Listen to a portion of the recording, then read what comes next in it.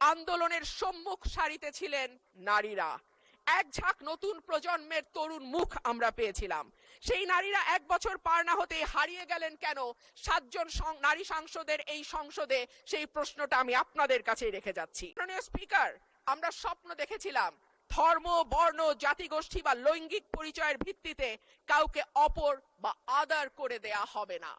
মাননীয় স্পিকার, আমি খুব বিনয়ের সাথে বলি, মিছিলের সামনের সারিতে নারীর প্রয়োজন হয়, পুলিশের টিয়ার শেল, লাঠিচার্জের সামনে নারী ঢাল হয়ে দাঁড়ায়, অস্থির সময় নারীর সাহায্য ছাড়া পার হওয়া যায় না, আর সবকিছু যখন ঠিক হয় তখন নারী হয়ে যায় ট্রোলের বস্তু। নারীর পোশাক, নারীর চেহারা, নারীর কথা, নারীর হাসি সবকিছুই তখন হাসির খোরাকে পরিণত হয়। মাননীয় স্পিকার, আমি আপনার মাধ্যমে আজকে সংসদে আরেকটি কথা বলে যাই, 52% মানুষকে পেছনে ফেলে নতুন বাংলাদেশ রচনার কোনো চিন্তা যদি কেউ করে থাকে, সেটা কখনো সম্ভব না, কোনো দিন সম্ভব না।